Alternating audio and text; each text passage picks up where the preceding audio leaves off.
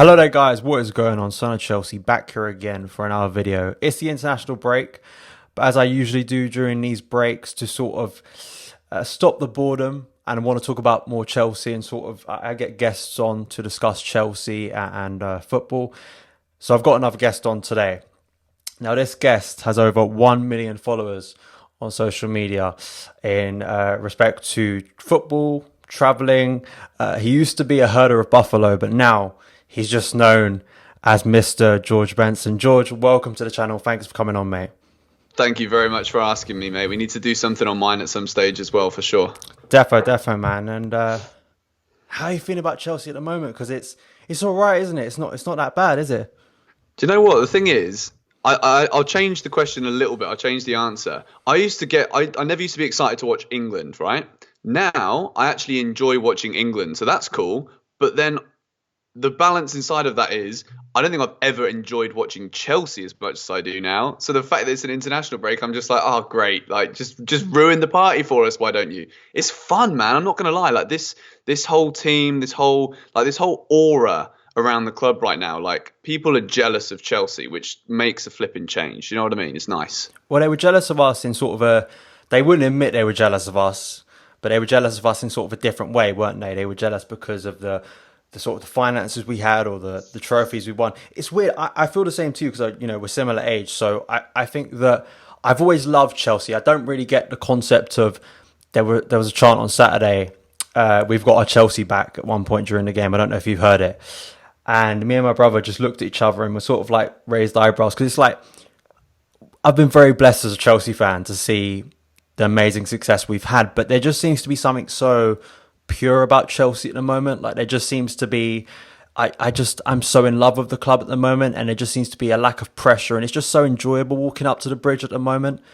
I don't know if you feel the same. There seems to be a less sort of there's less hostility, less sort of pressure on the team. It does feel just a bit more sort of wholesome, I guess is the word I'd use. Do you agree with that?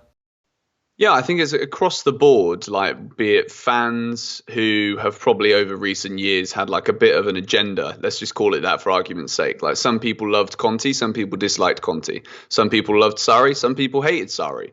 Like if you're a Chelsea fan, there is absolutely zero reason and argument to dislike Frank Lampard.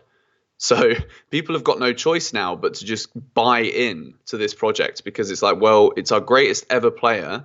He's our manager. We've all been crying about youth players not being given opportunities. Now we've got flipping hundreds of them coming through all at once, to exaggerate. But like the point is that half of our team now are youth academy graduates. So we've got nothing to complain about. People will still find things to complain about because that's just life of football.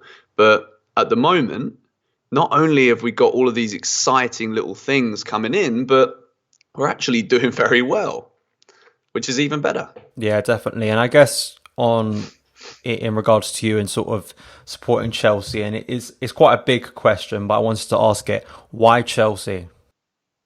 Why Chelsea? I mean, I don't think I'd have had a choice, to be honest, which is perfectly fine with me now. I wouldn't sit here and say, oh, I wish my dad was a Liverpool fan. No, definitely not. My dad, before I was born, he was home and away. Like he's got some crazy stories of like someone just decided to take a turd on him as he walked through the turnstiles at Cardiff. They used to have like these metal grids, and the Cardiff fans would like get on the top of it and all of that crazy stuff. And then I was born and I kind of ruined the party for him. So the least I could do was support the same club as my old man. So yeah, I'm a Chelsea boy because of that. Went to my first game in the previous millennium. That kind of vibe. Yeah, that's it. Yeah, similar to me. I think it was just there are pictures of me in like the auto glass top before I knew what football was. So it was kind of a decision made for me, sort of. Which one, the blue one or the yellow one?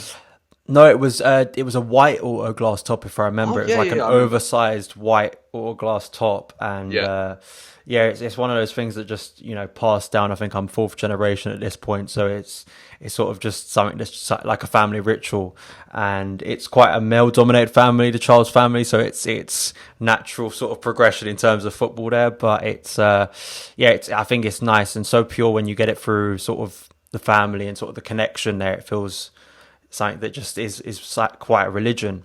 And I guess what's interesting, you talk about the connection to your dad and going home and away. That's something you've taken on now and going home and away and going to so many away games and sort of documenting your experiences there. I guess, what has the mood been like at away games this year for Chelsea fans?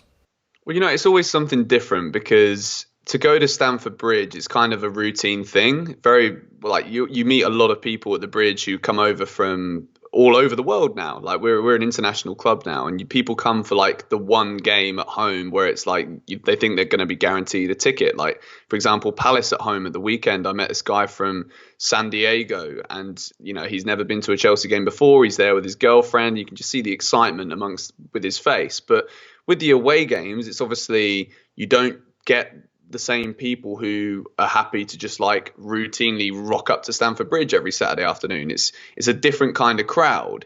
And I think that everybody who goes to the away game, you have this feeling that it's like, all right, cool. Well, there's 40,000 of us for a home game. There's only 2,500, 3,000 of us now. Like, how the hell do we make ourselves heard?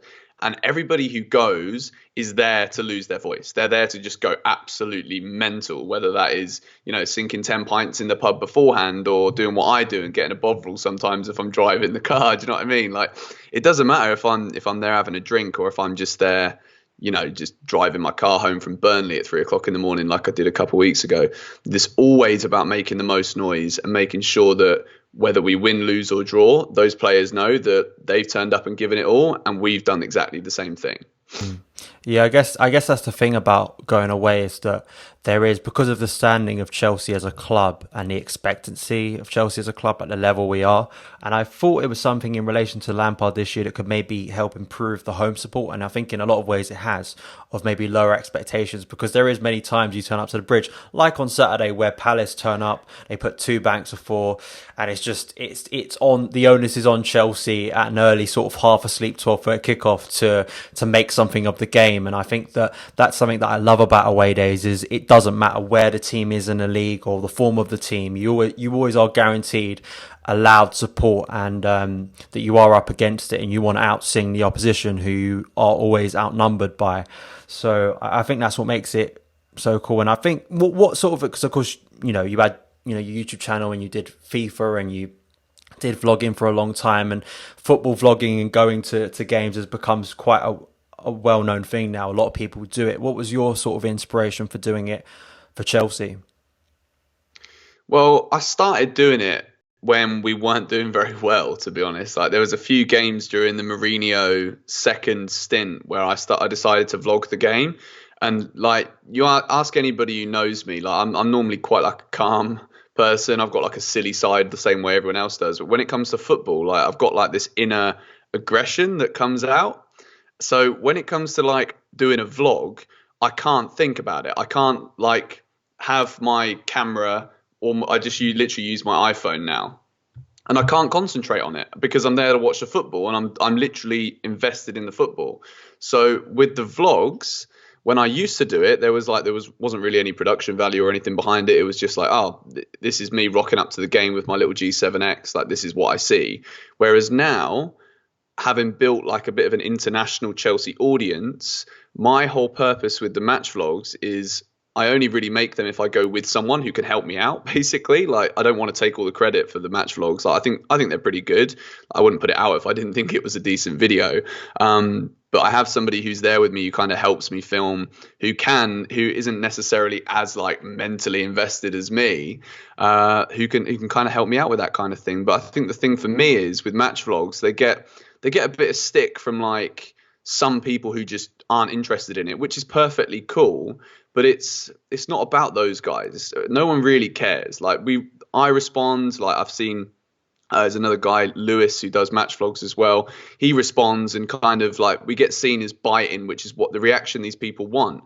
But at the end of the day, the biggest win in this situation is these international fans who don't get to go to the games, who don't get to really see what it's like. They might not even get to watch match of the day. And, I'm getting comments at the moment saying like we actually get to see more of what it's actually like to be a football fan, not just a Chelsea fan, from experiencing these videos. And particularly with the away days, it's so exciting to do it because, like we've said before, we rock up to Stamford Bridge. Like, you've got a season ticket, right? Yeah. So it's something we do all the time, and it's normal to an extent. Whereas the away games, like going and finding like a chippy in Burnley, spending £4 on a large chips and a steak pie, and it's like, wow, like this is different. This is culture as well. It's bringing different elements of what's exciting about being a football fan together. And I think with the vlogs, people that won't ever get to experience it can experience it. And I don't want to I think it would be weird if everybody was at the game making a match vlog, but like they're not. And there's a reason they're not. It's because half the people who go to matches hate it. So, I think there's definitely a market for it. There's definitely a gap for it. And like I've said already, like there's only 2,500 away tickets, 3,000 away tickets if we're lucky. So not everyone gets to do it. So getting to see it through a YouTube video, I think is awesome. Yeah, I think it is definitely unique. I mean, me and my dad, we went to Mönchengladbach for the last pre-season friendly. And like that's probably up there as one of my favorite away days because going to Germany, I had such an appreciation for sort of it's just such a small case. Like it wasn't like a European sort of away day and sort of a Champions League game, but just in terms of experiencing that culture. There was only actually definitely under 1,000 Chelsea fans there. It was a very small attendance for the last pre-season game, and getting to speak to I spoke to someone who was from India who watched my videos, and just seeing their experiences of coming from India to go and watch a Chelsea pre-season game, I was like amazed by sort of that commitment. And speaking to other fans who were there as well, I think there is a sense of really the visceral sort of passion for Chelsea. I think that's when you feel it most at away games, is sort of the actual dedication of a supporter at that point, going up and down the country. And as I've expressed before, it's we're lucky as Chelsea fans because most of the time we see a win. But I think of lower down in the division, so like a Carlisle fan going, to all the way down to Southampton or Plymouth or wherever it is, Yeah. having to travel the length and breadth of the country, and then most of the time you see your team lose. And I think that's really where you see the most passion of a football fan there. And I guess the lucky thing about this year, especially on away days, is Chelsea have been performing really well on away days this year. What do you think has been sort of the key ingredient to Lampard's success so far? Because there are so many variables that you could throw in there and quite obvious ones as well. But just as a fan who's experienced so many games and looked at it, and on your channel you delve into the games, what do you think has been the key ingredient if you were to narrow it down? I think it's always easiest to point these things out by making a comparison. And I think the biggest comparison that we can make, which is a huge positive to what Lampard has done, is his ability to not be frightened to change things.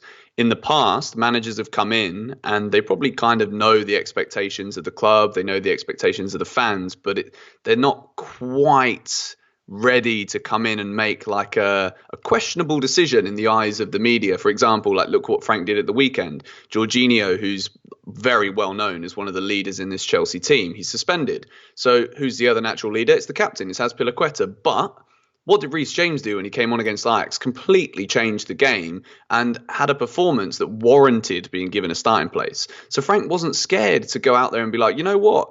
We may have just lost our two biggest voices in this team, but I've got faith in these young players. I've got faith in my decisions to say to Reece, go out there, play the game, and look what he's done. He pocketed Wilfried Zaha, who most teams in the Prem, they go and stick 2 or 3 men on Wilfried Zaha. Reece James did it on his own. And at times, like it was, I think I celebrated Reece putting Wilfried Zaha on the floor as much as I did the goals. I mean, I was in the West Upper as well, and I got told off for swearing there the other week, so I've got to be careful with what I say.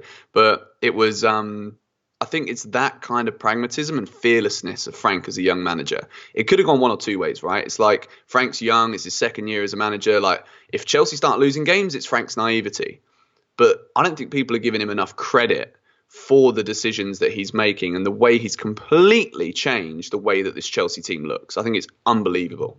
Yeah, I think that sort of true sort of meritocracy is something that frustrated me with Sarri last year. And, I was I guess you call it like a supporter of Sarri. I wanted to see him do well. And it was one of my biggest frustrations with him that the level of stagnancy within the team we saw. And it's so interesting when you look at a player like Willian this season, who just looks resurgent and refreshed under Lampard. And I think that's primarily because he knows there is real competition for his place now. It isn't just the fact that maybe he's an older player in the team who needs to sort of lead the younger players within there. There's also the sense that if he underperforms, he won't get into that side. And I also think that You talk about the unpredictability, Lampard changing things. I don't think he's got enough credit for tactical switches within matches.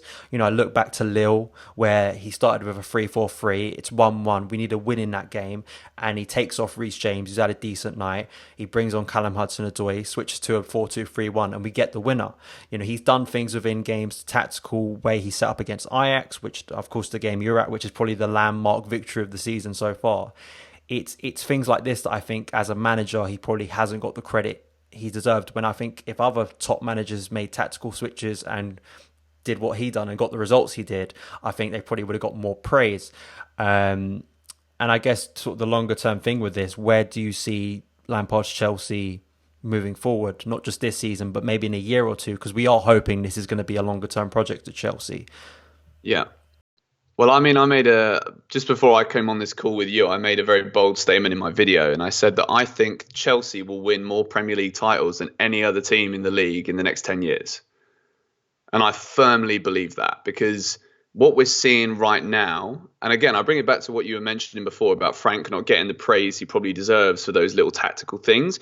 And I think the problem with having a voice in football, and I think everyone's kind of frightened to ever mention this, is that when you praise a manager for one decision, there needs to be more like it to back up what you're saying, so that you can't just be bypassed as a fluke. It's not just like, oh, he only did it once, so it doesn't matter. Like, you got lucky that game. Wait until you play Man City away. It's all going to fall apart then. Like, people with Frank, it's hard, because what we saw with Derby was good. It wasn't great. Like, let's not get too carried away. They didn't get promoted. It wasn't unbelievable. But to be quite honest, like, with a transfer ban and everything else, it's been done to the hills. Like, we've all talked about it. Pundits have talked about it. We've talked about it on YouTube. What Frank has done in such a short period of time is he's made these young players who have initially were probably expecting to be like fringe players who might get a chance and then maybe they'll get one more loan, but then in 3 years' time, they're going to be back. They've made these players feel like Chelsea is their club.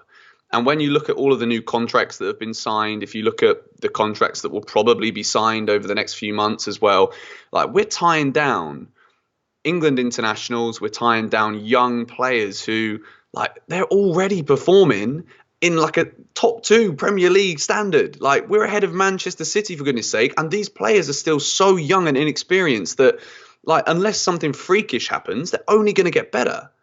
So in terms of like where the ceiling is for expectations, I think this season, obviously still top 4 is hugely important. It's always going to be important in football now. It's more and more so every year. And if we finish 4th this season and we're now joint 2nd, I will still be over the moon. I really will. But, like, let's not ignore what's actually happening here. We've won 6 on the spin. There's other teams around us who just haven't been very good.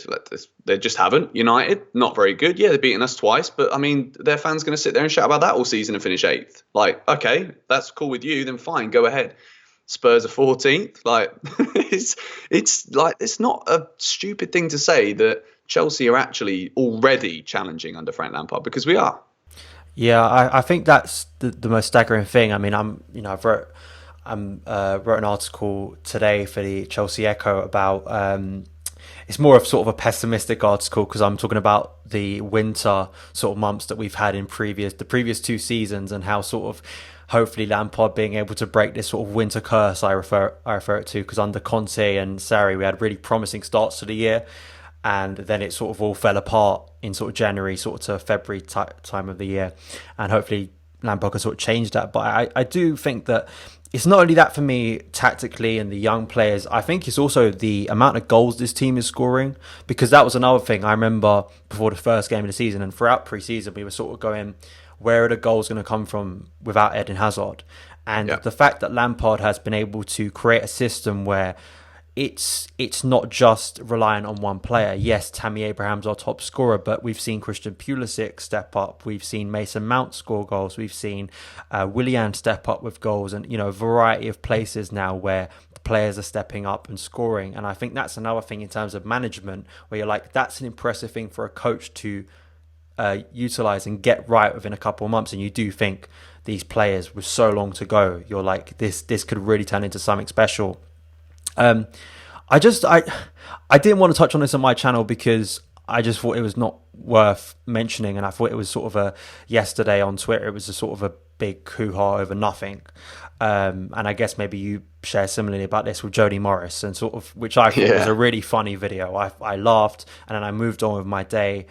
And, even one of my mates, Eunice, made a big video about it, which I just thought was overblown. I guess just your opinion sometimes of the overreaction of fans online sometimes, because that's something that does frustrate me a lot. Do you think that Jody was unprofessional there in any way, or do you just think is a storm in a teacup the right phrase? I think maybe Yeah. it was overblown. Do you think that? I mean, at the end of the day, what Jose Mourinho said was nothing wrong with it whatsoever. So, like, there's two sides to every story, isn't there? Jose Mourinho came out and said what he said, which I agree with, and I don't even think Jody disagrees with it. Like, if you break down the words that Mourinho used in the context he used it, he was praising this Chelsea team, but saying, like, it's the same old facts in football. You could beat all of the teams from 7th down to 20th, but never beat a top 6 team, and then you might even finish 5th or 6th. So, like, what's the overall success there? Like, it's not a success. So with this Chelsea team, like, we do need to pick up results against the big 6. And I think if we're being really critical, which there's not really any point in doing so at the moment because we're doing so well, but we do need to start getting results against the big 6. In terms of Jody's response, it's like it's Jody Morris. Like, people I think again, and you mentioned Eunice, and I love Eunice. But it's like, again, it's an international break. If we were playing a game tomorrow night, no one would be caring about this. It's because we all know that we're all like, what do we do? Like, we've got no Chelsea for like 2 weeks. All of these little things will always be blown out of proportion in an international break because we've got nothing better to do, like, straight up. Yeah, it definitely is. I think that it's just, people. I think people take so much stuff too seriously. And if we lose to Manchester City in 2 weeks, which, to be fair, I still think we probably will, because Manchester City are an exceptional side, my first feeling isn't going to be at full time, Jody Morris posted that video, that must be the reason why we lost today. No, it will be other factors. It will be tactics. It will be player performances. It will be things that are actually important, and I think I understand in some ways you can look at it as maybe unprofessional, but it's just a bit of, it's a joke, man. It's like, take it like it's lighthearted, laugh about it, just move on. It's like, it's just people take stuff way too seriously. I guess just before we wrap up, I just want to ask you about sort of your channel, which continues to grow, and you're fully involved with Chelsea content this year. Going home and away, you do your sort of 5 reasons after the game, and sort of you delve into Chelsea in a variety of ways after games. I guess just sort of your plans for your channel moving forward. Where do you see sort of the football channel moving in the future? Yeah, so I want to kind of really build upon the match vlog kind of thing. I've got some big plans for the Euros. I want to start doing like just more football content in general, because I didn't want it to just be Chelsea, but then like it's just a natural progression. Like I could talk about Chelsea with my flipping, what have I got next to me here? My keys. Like, I mean, look, even Chelsea are on my keys, for goodness sake. Like, it's just such a huge part of my life. And when I made the channel, I wasn't even going to edit the videos. Like, we were talking about this before. We won't go into the details in which we were talking about it, but like, I had no like editorial idea behind it. It was just going to be like me waffling, uploading it, and just like, I always say it in my videos, like, the conversation doesn't end here, because that's what football is. Football is like, we all have our reasons why we support it. Some people have it as more of a thing in their life than others. Some people just follow it when the games are on. But like, I've never been like that. I've been scribbling down football scores, making up World Cups like my whole life. Like, I'm a sado. I actually went, when I was 13 years old, I went to Cornwall for a week with my mate, and we played every single match in the garden, commentating ourselves a World Cup, all the group games, all the last 16s. And I guess obviously, like, I can't do that now. Like, I have some sort of like responsibility as an adult, as a man. So in terms of like the natural progression, I think definitely building upon the travel side of things, which is one of my key strengths as a creator, I think. And having that, like, hopefully Chelsea go the distance in the Champions League. It's the pipe dream right now. But I mean, Turkey, Istanbul, that'd be nice in May, wouldn't it? Yeah. Well, it'd be a return to Istanbul, and hopefully this time with a better result than we got in August. That's the hope. I mean, I think I said at the start of the season, I think if Lampard could get to, I think Ajax was the first sign of, for me, being in that stadium and experiencing it, was the first sign where I thought, okay, something special could happen under Lampard, because it was those nights, those European nights, that I think Lampard can create, that I've been a bit jealous of Liverpool of in the past few years under Klopp. And I think Lampard could do something like that. To me, I think quarterfinal would be an amazing return. Just like, fourth in the Premier League, I think that would be an amazing return. And I think, say, if we were to get a team that we weren't expected to beat and we overturned them in 2 legs, I think that would feel like a major victory for Frank. But, of course, the pipe dream is going back and doing a miracle like we did in Munich again. That would be absolutely outstanding. But yeah, thank you, mate, so much for coming on the channel. A great discussion. Thank you for having me. It's been a good chat. Yeah, definitely. And I do this with all my guests. Before we wrap up, just want to give you the chance to say where people can find you. I'm sure nearly everyone watching will know where to find you, but just to give you the platform to shout out where people can find all of your content online. Thank you very much. Well, it's George Benson Football on YouTube. I've got a channel called George Benson Travel that's a bit redundant at the moment. I'm still figuring out what I want to do with that. But George Benson Football, I make new videos every single day. If I don't make a video, I do a live stream. Pretty self-explanatory there. And then it's just Mr. George Benson on Twitter and Instagram. And no one cares about Facebook. So, yeah, that's it. A good way to wrap it up there. Definitely go and check out all of George's content. Definitely brilliant. And all the links will be in the description box below for that. But thank you guys so much for taking the time to watch this video. If you did enjoy it, hit that subscribe button and the notification bell to never miss an upload. Follow me on Twitter @SonOfChelsea, and I'll see you again.